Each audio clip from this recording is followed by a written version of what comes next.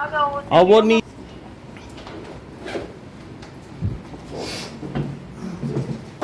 Now pair of linear equations in two variables. So linear equations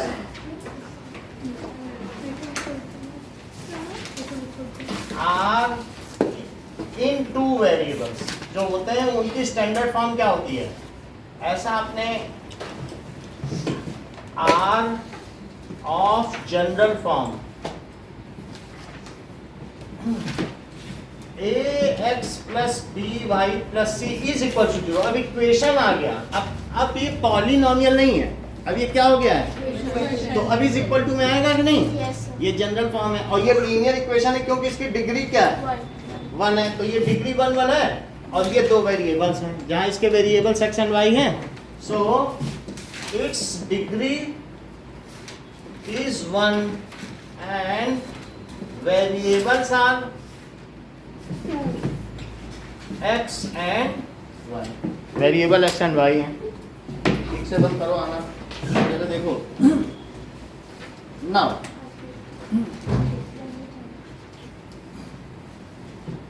अब हम देखेंगे कि मान लीजिए इसमें दिखाया गया अखिला एक मेले में गई. अखिला हैज गॉन टू फेयर. तो अखिला ने क्या किया? अखिला ने कुछ ऐसे गेम पे हुपला, एक रिंग होती है और रिंग को जिसमें भी डाल दो तो वो चीज आपकी हो जाती है. मान लो आपने उसको ताजमहल में डाल दिया तो आपका हो जाएगा.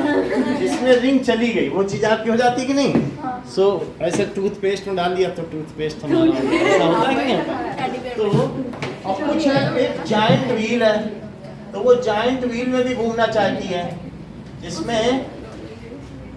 तो अब उसमें ये बताया गया है कि इफ शी, उसको 20 रुपए दिए थे उसके पिताजी ने खर्च करने के लिए 20 रुपीज दिए थे कि जाओ मेला घुमाओ.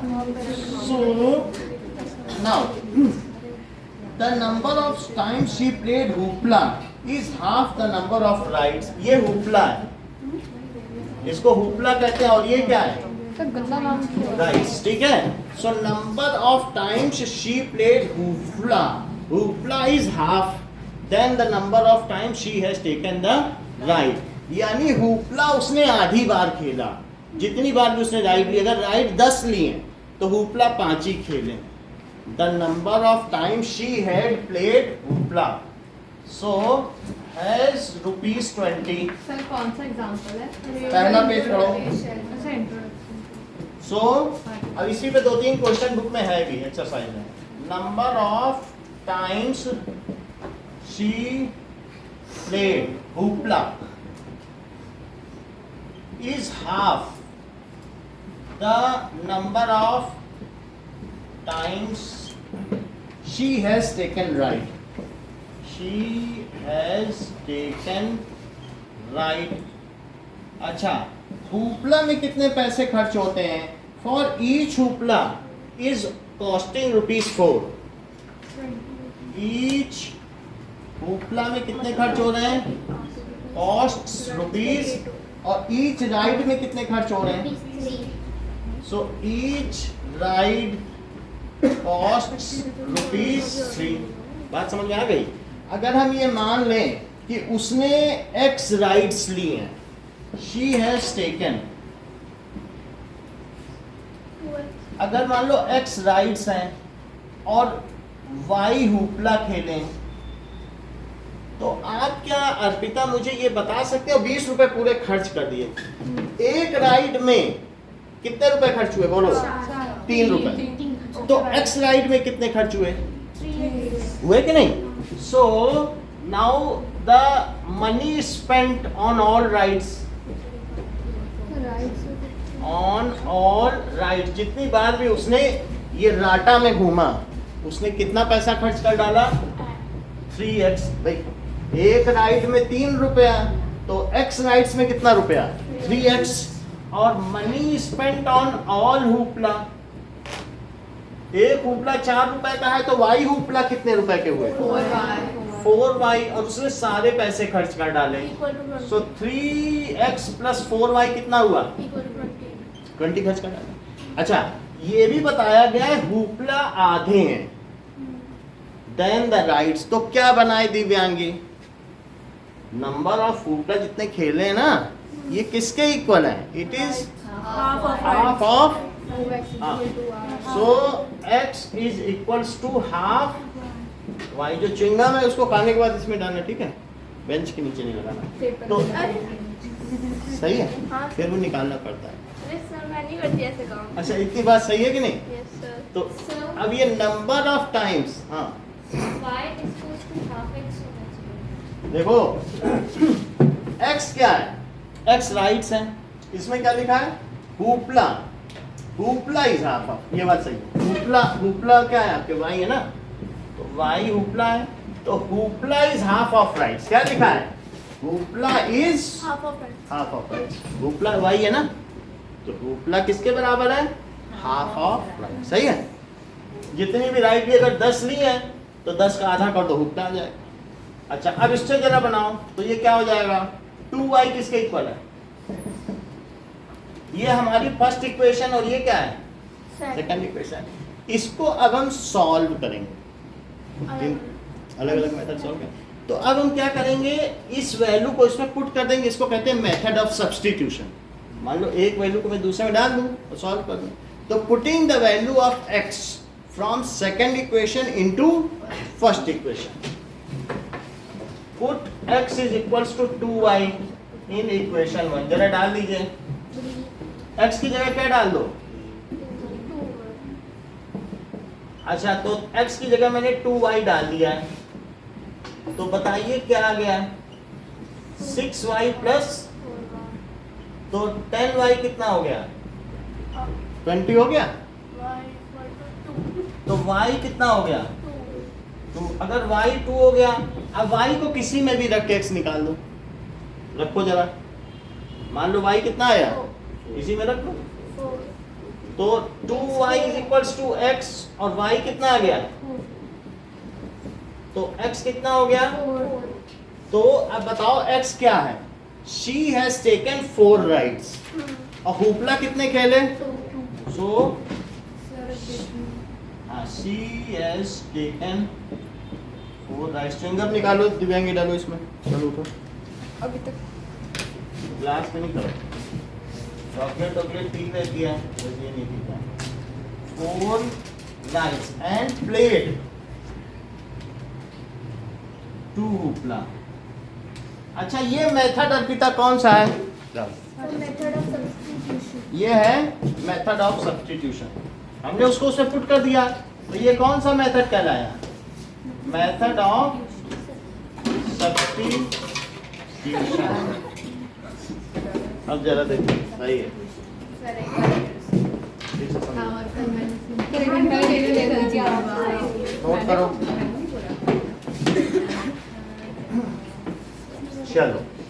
सर एक मिनट। हाँ, नोट कर लिया?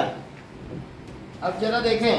सर रुक जाइए। बिल्कुल, आप नोट करें।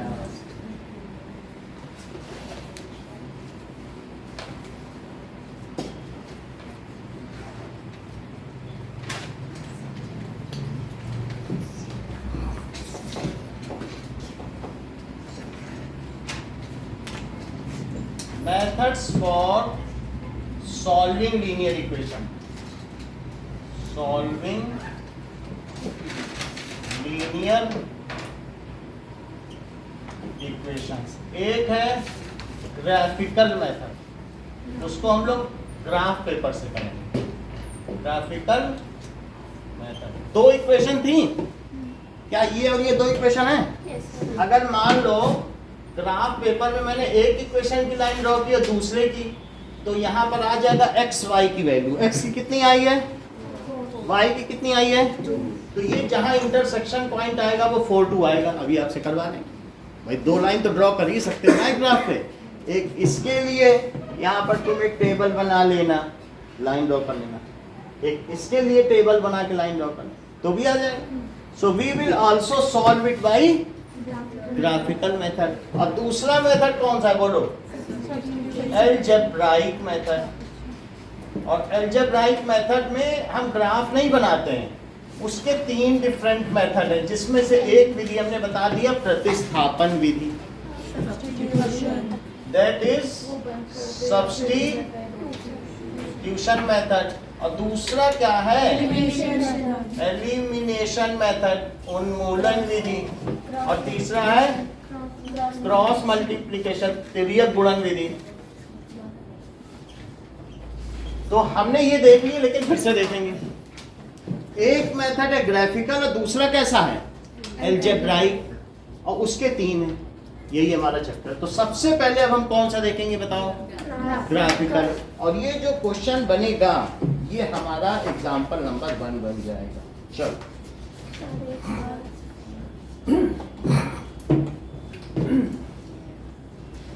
निकालो एग्जाम्पल 1।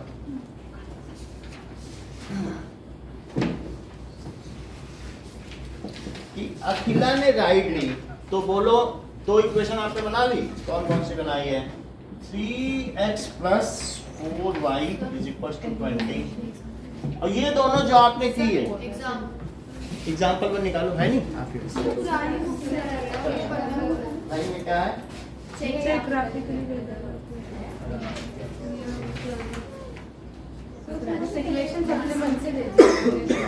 नहीं सही करा देता हूँ। वो एक चैप्टर ही खत्म हो गया ना।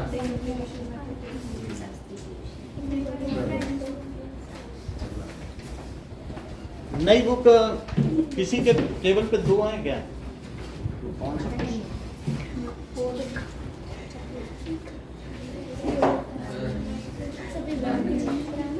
ये वाला है क्या? एग्जाम्पल 4 है? एग्जाम्पल 4 है ना? चलो एग्जाम्पल 4। एग्जाम्पल 1 है, एग्जाम्पल 4 निकालो ओल्ड बुक में, और न्यू में एग्जाम्पल 1 है। ठीक है? तो इसमें क्या दिखाया गया है? x + 3y 6 है, और 2x - 3y क्या है? 12 है। इसको हमें किस मेथड से सॉल्व करना है? ग्राफिकल मेथड से सॉल्व करो। तो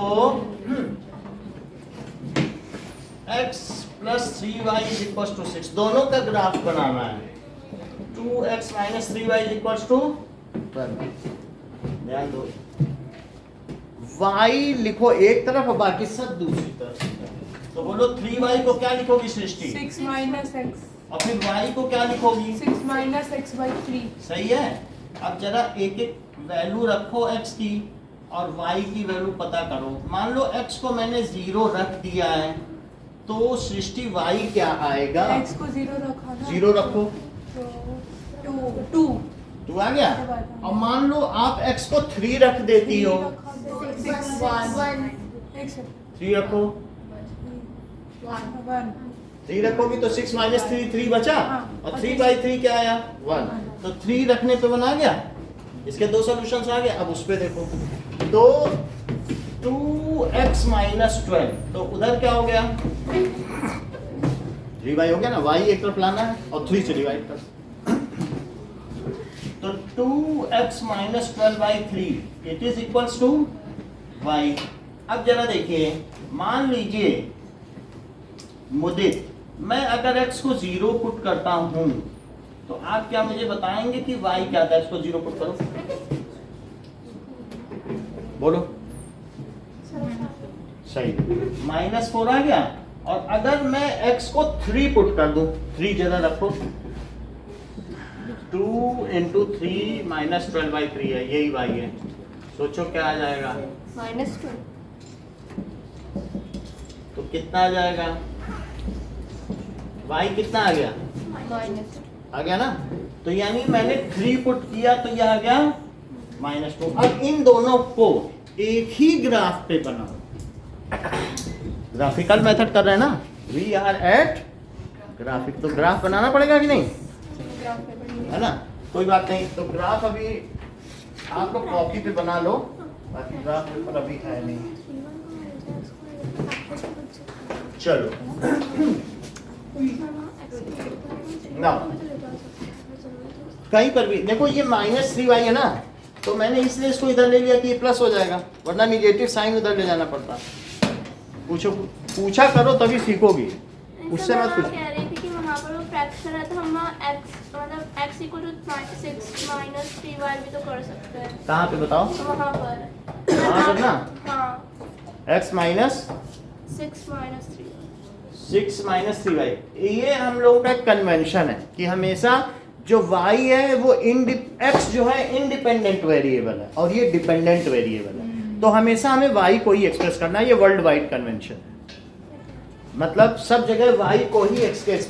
मतलब एक होता है कि अगर पेट्रोल के दाम बढ़े तो चीजों के दाम बढ़ेंगे कि नहीं, तो y मतलब x इंडिपेंडेंट वेरिएबल है कि पेट्रोल के बढ़ने से चीजों के दाम बढ़े कि चीजों के बढ़ने से पेट्रोल के दाम बढ़ेंगे।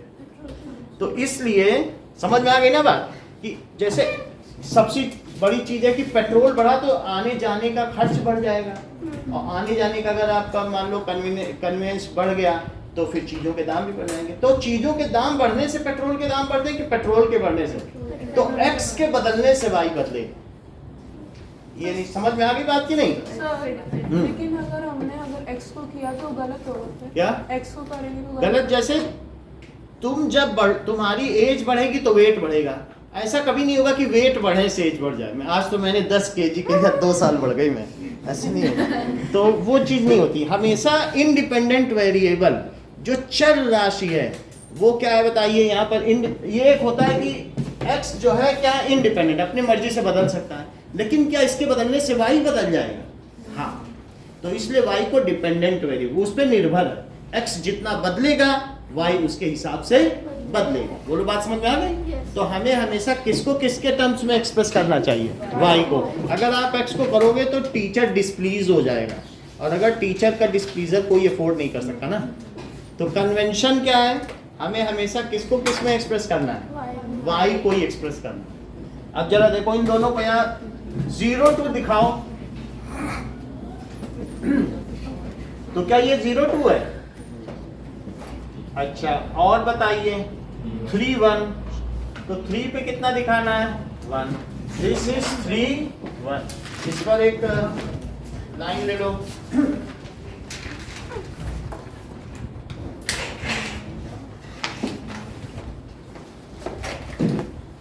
तो ये हमने ये ले लिया, और इसके ऊपर आप ये इक्वेशन लिख लें। कौन सा हमने करा है? x plus 3y is equal to 6।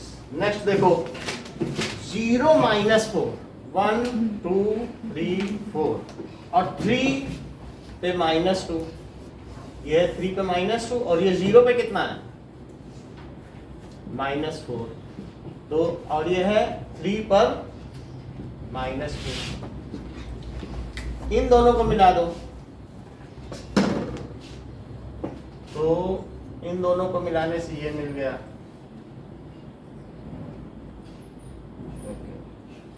तो इसका क्या सलूशन है आपके बुक में, जरा चेक करो। 6, 0। तो ये जब हम आगे बढ़ाएंगे तो क्या ये 6 0 का आ रहा है? 1 2 3 4। आप अपनी कॉपी में करोगे तो ये 6 पे आ जाएगा, ठीक है? कहाँ मिलेगा? 6। ठीक है, मेरे को एग्जैक्ट ही मिल गया। तो इसलिए इस पर भी इक्वेशन लिखो। दैट इज x डैश, और दिस इज y डैश। तो 6 0 जब दोनों जहां पे लाइन कट करे वो ग्राफिकल सोल्यूशन है। उसको क्या कहते हैं? Solve the equation, solve the pair of linear equations in 2 variables graphically. इस क्वेश्चन का नाम क्या है? Solve pair of linear equations in 2 variables graphically. बोलो बात समझ में आई? हमने ग्राफिकली सॉल्व कर लिया। अब एक और चीज देखो, तो इसमें x कितना आ गया? 6, और y कितना आ गया? 0। तो ये सॉल्यूशन हो गया, इज सॉल्यूशन। बोलो बात समझ में आ गई? जहां दोनों लाइनें कट करें वही तो सोल्यूशन होगा।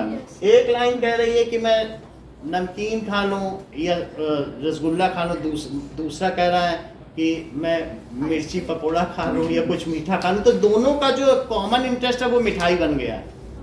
तो दोनों लाइन का कॉमन इंटरेस्ट है, वही तो सोल्यूशन होगा। क्योंकि समोसा भी हट गया, मिर्ची पकौड़ा भी हट गया, अब दोनों मिठाई की दुकान पे गए। समझ आई बात कि नहीं? तो दोनों लाइन का ये कॉमन सोल्यूशन हुआ। अब जरा देखो, ये जो पहली इक्वेशन है, दिव्यांगी क्या तुम मुझे इसमें ये बता सकती हो पहली इक्वेशन में ए, बी और सी की वैल्यू क्या है? सर A1 है, तो A1 क्या है? इसको आप कंपेयर करो, किससे कंपेयर करो? जनरल फॉर्म A1x और plus C1 is equal to, देखो इससे कंपेयर कर रहा हूँ। और दूसरी इक्वेशन कौन सी है बताओ?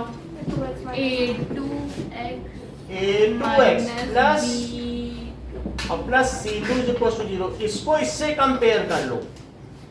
और ऊपर वाली को तो करो जरा दिव्यांगी, A1 कितना? सर इसमें अगर 6 डाल रहे हैं ना x की जगह तो -1/3 क्यों आ रहा है?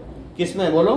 जैसे 6 - 6 हाँ। 0 तो नीचे 3 का 0 ही मानो। 0/3 0 सही है। अब चला देखो A1 कितना? 1 ठीक है। अब B1 3 C1 -6 सही बताया। एकलव्य A2 कितना है? B2 C2 -12। अच्छा अब मुझे बताइए A1 by A2 क्या है? 1/2 1/2। B1 by B2 क्या है? 3/-3 तो कितना हो जाएगा? -1 और C1 by C2 क्या है? -6/-, तो कितना हो जाएगा? 1/2। क्या A1 by A2 B1 by B2 के इक्वल है? जब A1 by A2 B1 by B2 के इक्वल नहीं होगा तो लाइनें एक दूसरे को इंटरसेक्ट करेंगी, प्रतिच्छेदित, और तब उनका एक सलूशन आएगा। फिर से समझो, जब A1 by A2 कंडीशन देखो। हाँ ठीक है। Now conditions for solution, condition for solution. Solution को कहते हैं कंसिस्टेंसी। कंसिस्टेंसी का मतलब है if pair of lines give solution then the lines are said to be consistent, भरोसेमंद। कंसिस्टेंसी को क्या कहते हैं? भरोसेमंद। वो किसी न किसी एक बात पर तो सहमत हो जाएंगी, यही सहमति है। तो जरा देखो, अगर A1 by A2 ध्रुवांशी, क्या यहाँ B1 by B2 के इक्वल पाया गया कि नहीं पाया गया? चेक करो। नहीं, A1 by A2 B1 by B2 के इक्वल है कि नहीं है? नहीं है। तो नहीं होने से देन इंटरसेक्टिंग लाइन, वो कैसी लाइन होंगी? इंटरसेक्ट होगी कि नहीं? इंटरसेक्ट हो रही कि नहीं हो रही? Yes sir. तो इंटरसेक्टिंग लाइंस, और अगर इंटरसेक्टिंग लाइंस हुई तो कितने सॉल्यूशन पाएगी? 1 यूनिक सॉल्यूशन। तो सॉल्यूशंस, नंबर ऑफ सॉल्यूशंस कितना हुआ? यूनिक। और नेचर कैसा हुआ graph? Nature of graph that is intersecting lines. और सॉल्यूशन यूनिक हुआ। ये यूनिक कैसे हुआ? यूनिक का मतलब एक ही सॉल्यूशन आया, दोनों एक ही जगह कट रही हैं। एक जगह कटी तो एक सॉल्यूशन आया तो यूनिक। Unique solution. और अब जरा देखो, अगर कभी कभी और लाइंस कैसी हो गई? क्या कंसिस्टेंट हो गई? यस तो लाइंस आर कंसिस्टेंट। अब जरा देखो, लाइंस आर भरोसेमंद है। अब मान लीजिए A1 by A2, सर अगर वो इंटरसेक्ट कर रही है तो फिर वो कंसिस्टेंट ही होंगी, और अगर नहीं कर रही है तो फिर इनकन्सिस्टेंट। पैरेलल हो गई तो फिर कभी काटेंगी ही नहीं। नहीं, जब भी कोई सॉल्यूशन होगा तब इंकंसिस्टेंट होगा। अब जरा देखो, A1 by A2 B1 by B2 के इक्वल हो गया, और यदि वो C1 by C2 के इक्वल हो गया, चेक करो तो क्या होगा यश? लाइन ओवरलैप वो भी कर जाएगी। जैसे ये देखो, अब हमारे पास एक एग्जांपल है, x plus Y minus 2 is equal to 0। एक इक्वेशन है, मैं इसमें 2 से मल्टीप्लाई कर दूं, करो 2 से multiply. 2x plus 2y minus 4। ये फर्स्ट इक्वेशन और ये सेकंड इक्वेशन है, सही है, 2 इक्वेशन हो गए। जरा चेक करो कि x plus Y minus 2 is equal to 0 और 2x प्लस 2y माइनस 2, इनके ग्राफ बनाओ। तो आहाना में y को क्या लिख दूं?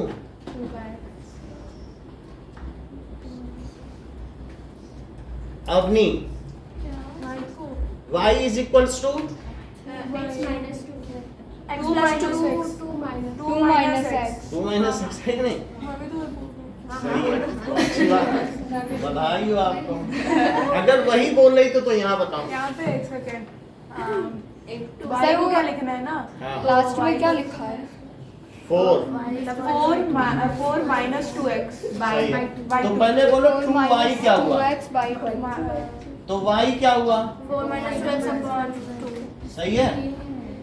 अच्छा, अब मुझे यहाँ टेबल बनाना है, सो चेयर भी बनाए, पहले टेबल बनाओ। तो x की वैल्यू 0 रखा, मुझे क्या आएगा? बोलो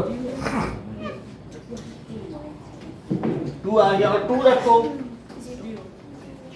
2 रखा तो 0 आ गया। यहाँ पर भी x 0 रखो, y क्या आया? 0 रखो, और एक और कोई वैल्यू रख दो, 2 रख दो, 0 आ गई दोनों वैल्यू। अब इसका ग्राफ बनाओ। सर नीचे वाला लाइन को छोड़ के मिटा। ठीक है, नाउ इन दोनों का ही हम ग्राफ बनाएंगे। सो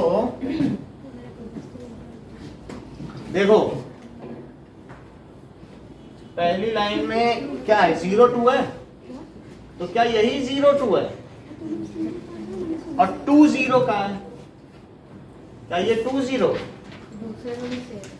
और दूसरे में भी सेम है। तो पहली लाइन बनाओ, और पहली लाइन बनाने के बाद उस पर वो इक्वेशन लिख दो।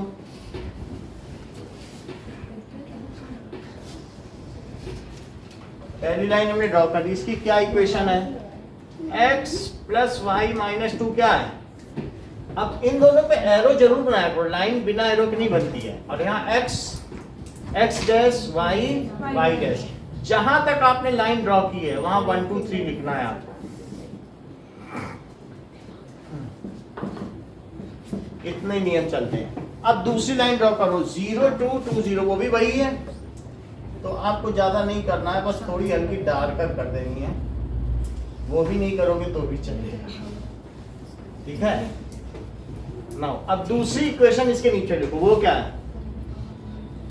2x प्लस 2y माइनस 4, एक ही तो लाइन हुई। ये इनके कितने कॉमन पॉइंट हैं अभिषेक? बोलो। 2 नहीं है, वो लाइन एक दूसरे पर ही है। infinite कितने कॉमन पॉइंट है? हर जगह कॉमन है। तो जब एक दूसरे पे लग गई तो there are infinite common points. एक होता है कि ऐसे कट करें तब एक है, तो देयर आर इनफाइनाइट, क्योंकि एक्चुअली हमने इसमें 2 से मल्टीप्लाई कर दिया तो ये वही लाइन ही हो गई। सर लास्ट ईयर में जब मैंने सर्कल का ऐसा बताया था कि एक सर्कल अगर दूसरे सर्कल के ऊपर रख दे तो उसके भी इनफाइनाइट पॉइंट है, तो गलत कह दिया था टीचर ने। नहीं, सही है। इनफाइनाइट पॉइंट पे कोइंसाइड का सही है। इनफाइनाइट कॉमन पॉइंट्स हो गए। तो अब जरा देखो, इसमें मुझे सारी चीजें बताई है अंशिका। पहले वाले में मुझे बताओ A1 क्या है, B1 क्या है, C1 क्या है, A2 क्या है? बात नहीं करो। हाँ, तो वो डिस्टर्ब पूरे क्लास को कर रही है ना, कोई तुम्ही को तो नहीं कर रही है, और 9th में भी किया है, तो क्या नया कर रही है? B2 क्या है और C2 क्या है? सही है। A1 by A2, B1 by B2 और C1 by C2। तो C1 by C2 minus 2 by minus 4 है, तो क्या ये भी 1 बाई 2 है? बोलो। तो हमारे पास अब A1 बाई A2 किसके इक्वल हो गया? और is equal to C1 by. तो अगर ये कंडीशन आ जाए अर्पिता, तो मैं यहाँ क्या लिखूं? Sir, lines are coincident and solutions are infinitely many solutions. So infinitely many solutions हो गया। और लाइंस कंसिस्टेंट मानी जाएंगी कि नहीं मानी जाएंगी? Sir, मानी चाहिए। क्योंकि सोल्यूशन तो दे रही ना, एक से ज्यादा ही दे रही हैं, तो इसलिए लाइंस क्या हो गई? Lines are consistent. और many solutions. Lines are coincident, एक दूसरे पे संपाती हैं, एक दूसरे पे गिर रही हैं। अब जरा देखो, एक हमारे पास और इक्वेशन आ गई, मैं अब इसकी जगह 6 कर दे रहा हूं, बदल दिया। मतलब A1 by A2 B1 by B2 के तो इक्वल हो, लेकिन वो C1 बाई C2 के इक्वल ना हो। भाई हमने बदल दी ना। तो अब जब ये तो सही रखी ना, इसको तो नहीं बदला, इसी को तो बदला है, तो यहाँ पे चीजें बदल जाएंगी। अब यहाँ 6 कर दो, तो ये भी 6 हो जाएगा, देख लो। और 6 होने से ये भी 6 हो जाएगा। तो यशिका 0 रखने से क्या आंसर आएगा? बोलो। 3 आया? 0 रखो इसमें। देखो 0 रख दिया तो 6 बाई 2 आ गया कि नहीं? तो 3 आ गया। और ये बताओ कि अगर 2 रख दिया तो क्या आएगा? 2 रखो,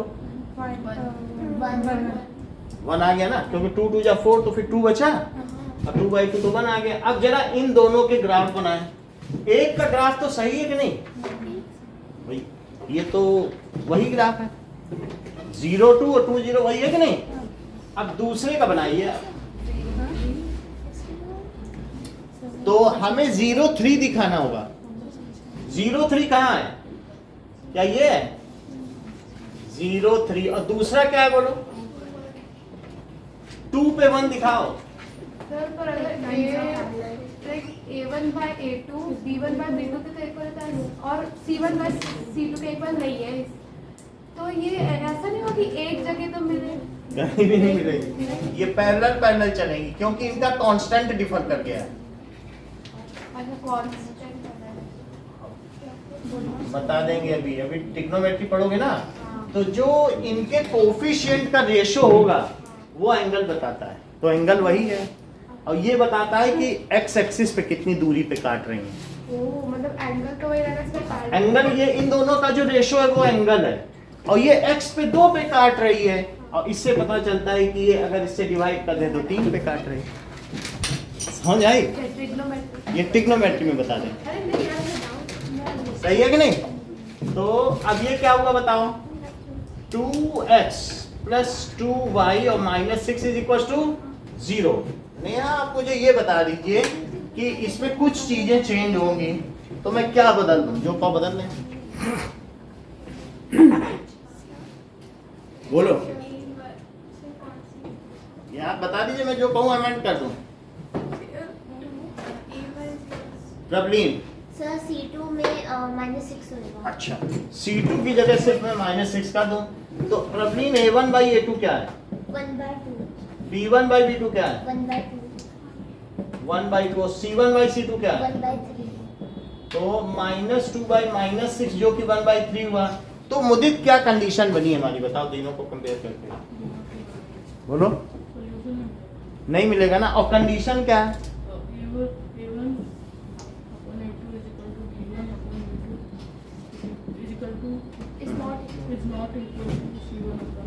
सही है। तो ऐसी स्थिति में क्या लाइंस पैरेलल है? तो लाइंस आर पैरेलल, और साथ में क्या हुआ? No solution. तो यहाँ पर तीसरी कंडीशन लिखो कि A1 by A2 is equals to b1 by b2 and it is not equal to, C1 by C2 तो ये कैसी लाइंस हो गई? Parallel. Parallel lines, no solution. आगे यहाँ क्या लिखे बताओ सृष्टि? Lines are not consistent. हाँ, तो lines inconsistent. So pair of lines which give solutions are known as consistent. Consistent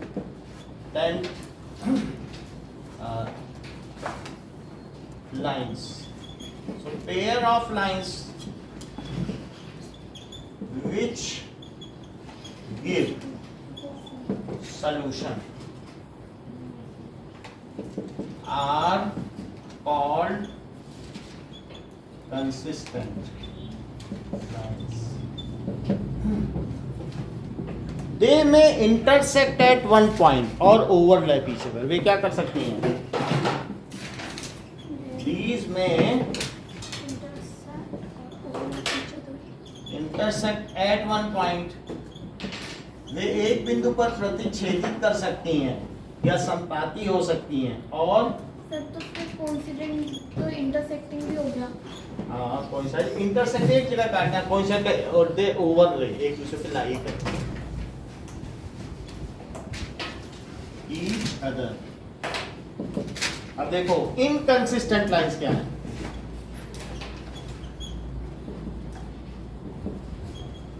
pair of lines which do not give any solution. That is pair of lines which do not give solution. These are parallel lines. तो अगर lines parallel हैं तो ऐसा कहा जाएगा। अब जरा देखो,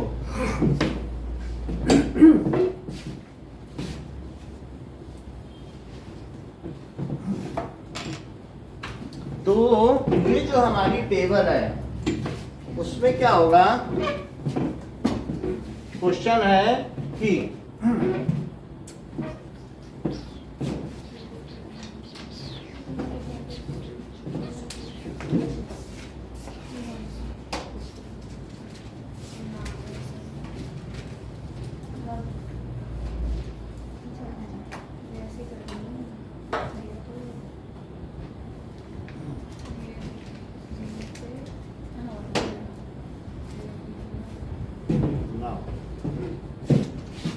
for pair of lines a1x plus b1y plus c1 is equals to 0 and a2x plus b2y plus c2 is equals to 0.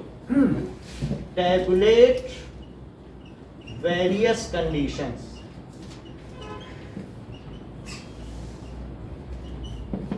for consistency and inconsistency, nature of graph, and give one example for each. And give one example for each. वो मैं बता रहा हूँ कैसे देना है। देखो, मान लो ये तो ये हटा दें, ये चीज हो गई। Yes. चलो, सर ऊपर हैं? नहीं कुछ नहीं, नीचे वाला मत बताओ। हाँ, ऊपर कटा। अब एग्जाम्पल कैसे बनाओगे वो देखो। So this is table 1 2 3। So condition हो गई। अब इसके बाद नेचर ऑफ ग्राफ, इसका नेचर ऑफ ग्राफ क्या होगा? ये कंडीशन, और this is nature of graph. फिर क्या है? टाइप ऑफ सॉल्यूशंस, ठीक है। तो ये क्या है? कंसिस्टेंसी और इनकंसिस्टेंसी।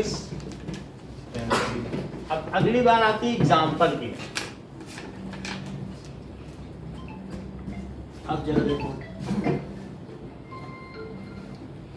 हेलो, हाँ जी, हाँ जी, आप जयस्वाल क्लासेस से बात कर रहे हैं ना? हाँ जी, हाँ जी, अभी आप हो क्या क्लास पे? हाँ जी। अच्छा, वो दरअसल बच्ची को लेके आना था, एक बार दिखाना था। किस क्लास में है? 8वीं में है, 8 में। ठीक है मैम, आ जाइए। Okay, thank you. ओके बिल्कुल। एग्जाम्पल देखो कि मान लो x plus Y minus 2 is equal to 0। हमें ऐसा करना है कि a1 by a2 b1 by b2 के इक्वल ना हो। तो अब बताओ ये इसमें ऐसी दूसरी क्या इक्वेशन लिखूं कि इनके कोफिशिएंट का डिवीजन इनके कोफिशिएंट के डिवीजन के इक्वल ना हो। 2x plus 3। अगर ऐसा लिख दूं तो चल जाएगा, क्योंकि 1/2 1/3 के तो इक्वल नहीं होगा। अब फिर यहाँ कुछ भी लिख दो, यहाँ लिखने से तो कुछ फर्क नहीं, क्योंकि हमें सिर्फ इन्हीं दोनों से मतलब है। अब मेरे पास एक इक्वेशन यही बनाए रखो, x प्लस वाई माइनस 2। अभिषेक मुझे एक ऐसी इक्वेशन बताओ कि जिसमें जो a1 बाई a2 आए वही b1 बाई b2 आए वही c1 बाई c2 आए। 2x plus 2y minus 4। ठीक है, यानी आपने मल्टीप्लाई कर दिया ना, 2y minus 4 is equal to. Eklavya, मेरे पास एक इक्वेशन तो है, मुझे एक ऐसी इक्वेशन बताओ जिसमें a1 बाई a2 तो b1 बाई b2 के इक्वल हो, पर वो c1 बाई c2 के इक्वल ना हो। 2x plus 2y हाँ, minus 4। अगर ऐसा करोगे ना वो कट जाएगा। तो वो भी तो 1/2 ही आ जाएगा। -3 3 कर लो, -6 कर लो, जैसे मैंने वहां पे किया, ठीक है कि नहीं। तो ये टेबल आपको बनाना पूरा। है। अब इसमें जो नेचर ऑफ ग्राफ है वो इसमें कैसा है, इंटरसेक्टिंग, इसमें कैसा है, कोइंसाइडिंग, और इसमें कैसा है,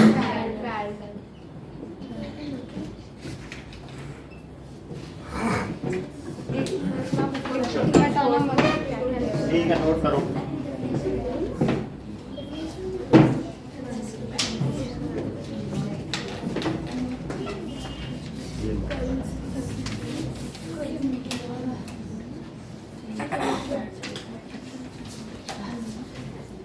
And define consistent lines and inconsistent lines.